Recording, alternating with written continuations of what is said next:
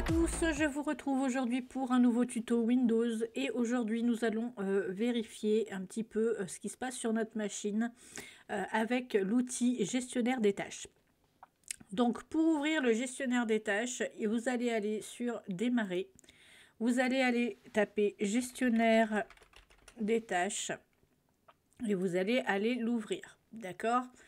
Généralement quand on n'utilise pas trop cette application, cet utilitaire, on va dire, Windows, vous le retrouverez sur une petite fenêtre comme ceci. Pour avoir plus de détails, et ben ici, vous activez plus de détails en cliquant dessus. On va agrandir la fenêtre et ici, on va pouvoir avoir plusieurs menus avec plusieurs informations sur notre machine. Donc ici, par exemple, j'ai les processus. Alors, j'ai cliqué, mais qu'est-ce qu'il me fait? Voilà. Là, en fait, il y a plusieurs processus des applications qui sont lancées.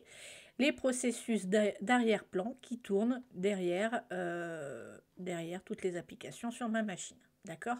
Donc, vous allez avoir ici des applications ou des processus Windows directement, d'accord, qui font fonctionner votre système d'exploitation. D'accord? Donc là, vous allez avoir plusieurs informations. Donc les processus, qu'est-ce que c'est? C'est des petites parties du logiciel en fait qui vont travailler en même temps, d'accord, pour pouvoir faire fonctionner votre application. Dans les processus, vous allez voir ici que vous allez avoir plusieurs informations. Donc vous avez le nom de l'application ou du processus, le statut, bon, on n'en a pas trop besoin, et après l'utilisation du processeur, l'utilisation de la mémoire, l'utilisation sur le disque, le réseau, tout ce qui est processeur graphique, voilà, avec ce qu'il est en train de faire avec le moteur de processeur graphique, la consommation d'énergie, d'accord, et les tendances de consommation d'énergie habituelles. Ok. Donc là, quand vous passez la souris, vous voyez que vous avez des informations qui s'affichent pour vous expliquer un petit peu ce que ça fait. On va revenir sur les processus après. Je vais vous montrer un petit peu les différents panneaux d'abord et après on reviendra plus en détail dessus. Ici, vous avez les performances. Donc là, ça va être tout ce qui va être les vérifications par rapport au processeur, la mémoire, les disques durs, la connexion Internet, enfin votre carte réseau, d'accord, et puis les GPU, d'accord, que ce soit, donc c'est des processeurs graphiques, d'accord, que vous avez d'installer sur votre machine, ok. Vous avez l'historique des applications avec le temps d'utilisation, d'accord, sur les processeurs et ainsi de suite. Vous avez également tout ce qui est les processus et applications du démarrage. Vous avez aussi la liste des utilisateurs et des sessions ouvertes sur la machine. Là, des détails sur les applications elles-mêmes et les services qui tournent sur votre machine. Donc on revient sur les processus. Les processus, pourquoi aller dans les processus sur le gestionnaire des tâches? Et bien, par exemple, pour vérifier s'il n'y a pas un souci. Par exemple, si votre machine est très lente, que vous voyez que elle a beaucoup de mal à lancer des applications ou à passer de fenêtre en fenêtre ou des choses comme ça veut dire que soit la mémoire, soit le processeur sont très monopolisés et du coup ça peut poser problème et ralentir votre machine. Donc là vous allez pouvoir faire des tris sur les processus. Par exemple là sur le processeur je veux voir quelle application utilise beaucoup mon processeur pour faire des traitements et du coup je vais pouvoir voir si c'est normal ou non, d'accord. Là par exemple on voit que mon processeur, le logiciel qui utilise le plus mon processeur c'est Streamlab, d'accord, ce qui est tout à fait normal puisque je suis en train de faire une vidéo avec cette application et du coup il utilise une partie de mon processeur importante pour pouvoir gérer l'enregistrement de ma vidéo par exemple. Pareil en mémoire, il utilise une grosse partie de la mémoire vive de ma machine puisque je tourne en ce moment. De même pour le graphique, puisque c'est une application qui utilise énormément la carte graphique, puisque c'est de la vidéo, d'accord. Donc il va aller traiter des informations. Et vous voyez bien sûr que ce qu'il est en train de faire, donc là il est en train d'encoder une vidéo, puisque je suis en train de la tourner, et donc du coup c'est tout à fait logique. Donc vous voyez, vous allez avoir beaucoup d'informations. Si par exemple j'étais en live, là aussi Streamlab utiliserait beaucoup le réseau et il me donnerait le débit de la vidéo qui est en train de tourner, d'accord, et qui est en train d'émettre. Donc là, c'est pas le cas puisque c'est un enregistrement tout seul, d'accord, et donc du coup, il n'utilise pas le réseau pour le moment. Donc pour trier, vous pouvez trier par processeur, par mémoire. Il suffit juste de cliquer en haut de la colonne, d'accord, et comme ça, vous pouvez vérifier le fonctionnement d'un processus ou d'une application et voir si c'est pas un problème. Par exemple, un virus qui serait ou un malware qui serait en train de tourner, vous ne connaissez pas le nom par exemple du processus, donc ça peut déjà vous alerter sur un problème. Mais en plus, s'il utilise 100% le processeur ou à 100% la mémoire, automatiquement, c'est qu'il y a un petit souci, d'accord? Si vous n'avez pas 50 000 logiciels ouverts en même temps et que le processeur est à 100%, c'est qu'il y a un souci quelque part et du coup, ça pourrait être un virus. Donc là, il faut faire un scan virus. Vous pouvez vérifier également, donc là, avec le nom du processeur, du processus, vous pouvez faire un clic droit et vous pouvez avoir des valeurs de ressources, voilà, directement. Vous pouvez avoir des commentaires. Vous pouvez même faire une recherche en ligne sur le nom du processus pour voir à quoi ça correspond et ainsi de suite. Donc vous pouvez aller quand même finement dans vos recherches. Et bien sûr, vous pouvez arrêter le processus directement en faisant fin de tâche. Alors là, je ne vais pas le faire parce que je suis en train de tourner, donc sinon ça va bien m'embêter. Mais en gros, c'est ça. D'accord ? Donc, je vais reclasser par nom. Donc, quand vous classez par nom, effectivement, ça ne bouge plus. Vous voyez que ça ne va pas aller automatiquement se modifier comme on voyait tout à l'heure. Bien sûr, j'avais classé par le processeur, donc forcément, ça bouge régulièrement puisque les applications vont se moduler, d'accord, dans le traitement des informations et du coup, le processeur va être monopolisé plus ou moins par un ou plusieurs logiciels et donc ça va bouger les lignes, bien sûr. Hein, c'est pas de la constance, hein, il n'y a pas de constance là-dessus, on voit à peu près le niveau, donc c'est des moyennes, d'accord, mais ça baisse, ça descend et ainsi de suite. Pareil pour la mémoire. En arrière-plan, il y a plein de logiciels qui tournent et souvent il y a des logiciels par exemple qui n'auraient pas besoin forcément d'être démarrés.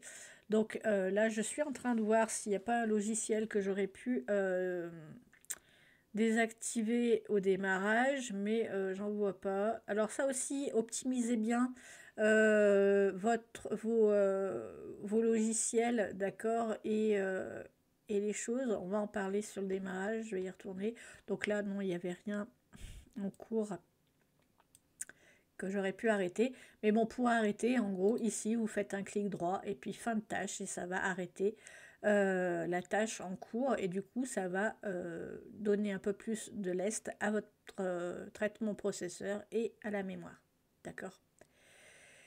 Le démarrage. Alors le démarrage, c'est tous les logiciels qui vont se démarrer ou non au démarrage. Donc quand vous installez un logiciel, souvent, ça vous demande est-ce que vous voulez qu'il soit démarré au démarrage? Et bien justement, c'est pour le mettre ici, dans cette liste.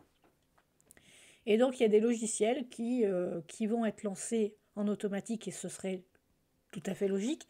Par exemple, ici, Dropbox ou par exemple Google Drive ou OneDrive, c'est des logiciels forcément de cloud qui vont synchroniser mon ordinateur avec le web, d'accord, pour pouvoir regarder les informations toujours en action, d'accord. Donc forcément, ceux-là, je veux les avoir au démarrage parce qu'à chaque fois que la machine démarre, je ne vais pas aller les démarrer un par un, d'accord. Donc ça, c'est logique qu'ils soient au démarrage. Par contre, il y a des logiciels où si on ne l'utilise pas tous les jours, par exemple, on pourrait très bien lui dire non, mais moi je veux pas que ça démarre tout de suite, c'est pas important. Alors là, j'en ai pas parce que j'avais fait le tri. Si par exemple tout à l'heure j'avais Canva Canva que je viens d'installer sur la machine et qui se démarrait au démarrage. Mais bon, c'est pas un logiciel que je vais utiliser en permanence et tous les jours, donc je préfère le lancer quand j'en ai besoin et pas forcément au démarrage. Ce qui va aussi avoir un impact sur le démarrage de votre machine, le temps de démarrage S'il doit démarrer, je ne sais pas moi, 30 logiciels, il va prendre plus de temps que s'il doit en démarrer 5, par exemple. Donc voilà, donc ça aussi c'est important aussi de bien gérer ce genre de choses. Donc tous les logiciels dont vous n'avez pas forcément besoin qui démarrent au démarrage, désactivez-les, comme ça vous êtes sûr de gagner du temps sur votre machine et le processeur et la mémoire seront moins utilisés et donc forcément votre ordinateur sera plus rapide. Ça aussi, hein, c'est très très important de connaître ces petites fonctionnalités. Donc là, on voit que Microsoft Teams se lance au démarrage. Alors j'en ai deux, hein, parce que j'en ai un perso et un professionnel. J'ai donc les clouds qui sont au démarrage. J'ai un petit logiciel qui s'appelle Touch Portal. C'est pour créer un Stream Deck grâce à une tablette par exemple ou un téléphone. Je vous renvoie sur la vidéo que j'ai déjà faite à ce sujet si vous êtes intéressé sur cet outil-là. Donc lui, effectivement, il est au démarrage puisqu'à chaque fois que je vais démarrer ma machine, je veux qu'il se connecte directement à ma tablette pour pouvoir utiliser les liens directs. Chrome, oui, il se lance au démarrage puisque je l'utilise tous les jours, d'accord. SharePoint, c'est pour le boulot et ainsi de suite. J'ai un serveur aussi UPnP pour pouvoir créer un NAS quelque part. Donc un NAS, c'est un serveur de fichiers. Enfin, là, par exemple, c'est des vidéos, des photos, de la musique, pour pouvoir les voir directement sur ma télé, par exemple, ou sur ma Freebox. Donc là, effectivement, j'ai ce petit serveur. Donc ça aussi, je veux que ça s'active au démarrage, puisque à chaque fois que la machine va démarrer, j'ai pas envie d'aller redémarrer pour pouvoir y accéder à partir d'autres machines, par exemple. C'est ce qu'on appelle un serveur média.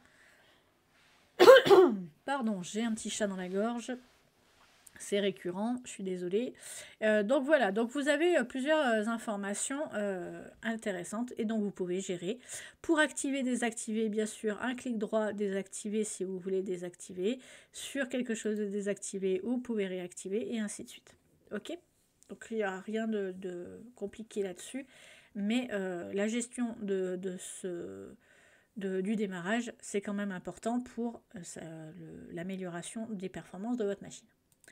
Maintenant, les performances. Donc là, c'est plutôt sympa aussi à savoir. C'est par exemple, vous allez pouvoir voir s'il y a un souci directement sur votre machine. Comme je vous l'ai dit tout à l'heure, si votre processeur est à 100% par exemple, c'est qu'il y a un problème avec une application ou un virus sur votre machine qui monopolise les activités du processeur. Et donc du coup, vous allez pouvoir voir un petit peu le graphique et les informations par rapport au processeur. Donc là, on a un processeur Intel Core i5. Donc c'est une vieille machine, hein. J'ai une machine qui a 10 ans. Qui tourne très très bien d'ailleurs, mais pourtant, voilà, c'est un i5 en processeur, hein, déjà. C'est sûr que pour faire des vidéos, il vaudrait mieux avoir un peu plus fort. Un i7, ce serait un peu plus performant, d'accord. Et puis au niveau de la fréquence de traitement des données, c'est un 270 GHz. C'est déjà pas mal pour bien travailler avec ce type de machine. J'ai un processeur 4 cœurs, d'accord. Aujourd'hui, c'est plutôt des 8, d'accord. Mais bon, ça marche bien. Et là, j'ai l'utilisation en cours du processeur, j'ai la vitesse de traitement, j'ai le nombre de processus qui sont en train de tourner. Voilà. Donc on voit, et puis on voit depuis combien de temps aussi il est en fonctionnement. Ça c'est plutôt sympa aussi à connaître. Pareil pour la mémoire. Donc la mémoire vive, c'est pareil. C'est une sorte de mémoire tampon en gros qui va faire en sorte de faire tourner vos machines et vos applications, d'accord. Donc là, on voit que j'ai 16 Go de RAM en DDR3. Il y en a 9 Go d'utilisés, d'accord, et 6 Go de libre, 6 Go 7, avec une vitesse de mémoire de 1600 MHz. Excusez-moi. Et on voit que j'ai une mise en cache. Ouais. Enfin, bref, on a plusieurs éléments. Là, ça va, à peu près un peu plus de 50% d'utilisation, mais tout se passe bien. Pourtant, je suis en train de tourner une vidéo, donc vous voyez que mon mon poste est plutôt clean. La gestion des disques. Donc là, je vais vous montrer quelque chose.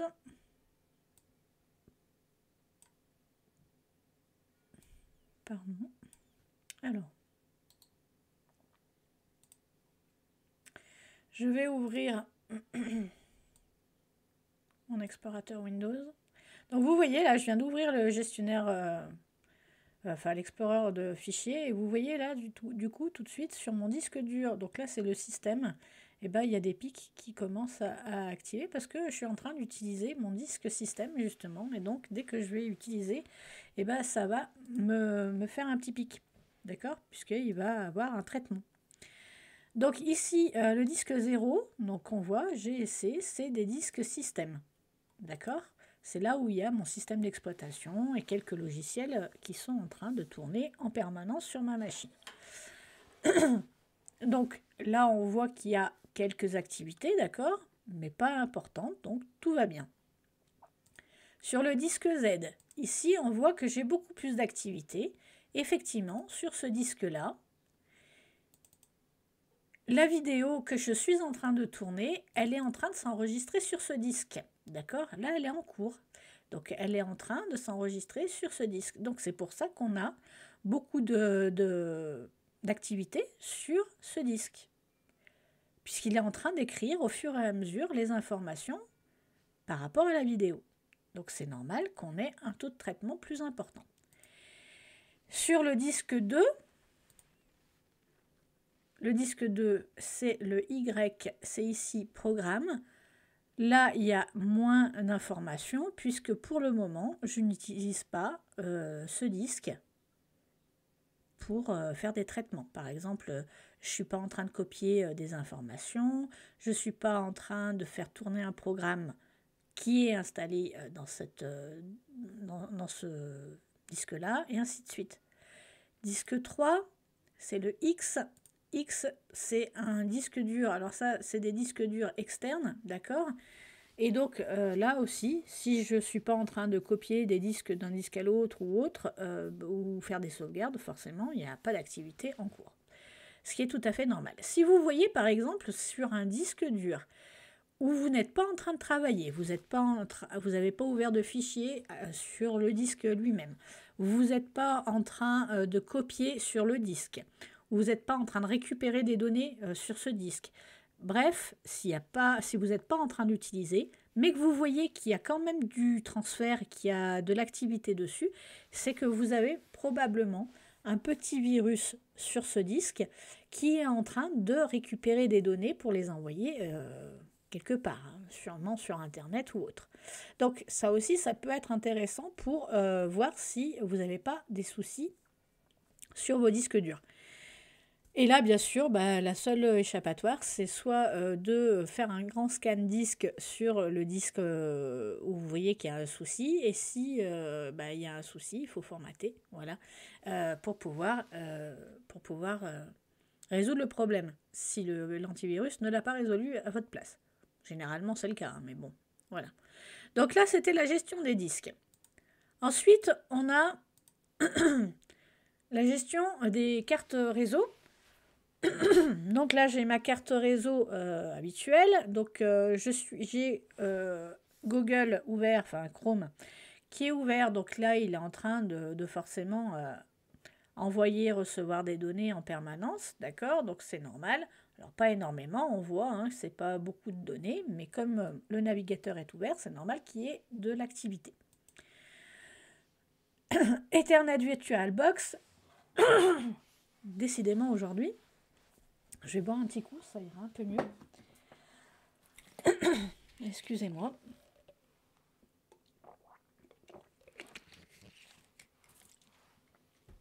Donc VirtualBox, en fait, c'est une carte virtuelle pour utiliser les VPN, par exemple pour mon boulot. Donc là, il n'y a pas d'activité puisque mon VPN n'est pas ouvert. Et ensuite, on a tout ce qui est processeur graphique. Donc moi, j'en ai deux. J'ai un GPU qui est directement lié à ma carte mère de ma machine, donc une Intel, d'accord, et une carte graphique NVIDIA, où bien sûr il y a plus trafic, puisque ici, je suis en train d'encoder la vidéo, on le voit ici, vidéo en code, donc il est en train de tourner en ce moment. Donc là, on voit toutes les informations de la carte graphique avec la mémoire dédiée, la mémoire GPU partagée, parce qu'on peut partager et avoir un peu de mémoire du processeur de votre machine pour lui donner un peu plus de contenu et de traitement au processeur graphique. C'est pour le speeder un peu. Donc voilà, ça, c'est des informations importantes. Si par exemple vous avez un problème avec votre carte graphique, vous aurez des pics super importants et ce sera normal. Et donc là, vous pourrez voir que c'est votre carte graphique qui a un souci. D'accord? Ok, ensuite, l'historique des applications. Bon, là, c'est pas super intéressant, on l'utilise pas beaucoup. Les utilisateurs, donc là, ce que je vous disais, c'est pareil, c'est le listage de toutes les sessions utilisateurs qui sont actuellement loguées sur la machine et on peut voir tous les processus par utilisateur. Hein, donc c'est la même chose que ça, sauf que ça va être géré par session utilisateur. D'accord. Donc ça, c'est surtout quand vous avez un ordinateur partagé pour plusieurs personnes et que vous ne fermez pas les sessions à chaque fois. Que vous vous déconnectez juste et que l'autre va se connecter. Donc du coup, plusieurs sessions utilisateurs vont être actives en même temps et donc vont utiliser plus d'informations, que ce soit de la mémoire du processeur, et les processus vont être doublés. Donc voilà, c'est juste ça. Donc c'est pas le plus important. Et puis derrière, on a les services. Alors ça, les services, c'est plutôt intéressant. Donc on a des services Windows, bien sûr, pour faire tourner notre système d'exploitation. Et on a des services directement par rapport à des matériels, comme par exemple une imprimante. On va avoir un service d'impression, d'accord, pour pouvoir envoyer les informations de la machine vers l'imprimante, par exemple. Voilà, donc ça, c'est des services. Je referai peut-être une vidéo vraiment un peu plus poussée là-dessus parce que ça peut être intéressant. Il y a plusieurs services que l'on peut vérifier. Par exemple, si vous ne pouvez plus imprimer, bah, vous cherchez le service d'impression et vous allez redémarrer le serveur d'impression, par exemple. D'accord. Donc là, vous pouvez voir s'ils sont en cours d'exécution, s'ils sont arrêtés. Vous pouvez redémarrer en faisant un clic droit, vous pouvez redémarrer le processus s'il y a un truc qui ne passe pas. Voilà, c'est un peu plus poussé, donc j'y reviendrai dans des vidéos un peu plus en détail. Voilà pour la présentation du gestionnaire des tâches de Windows et je vous retrouve très prochainement dans une autre vidéo. À très bientôt!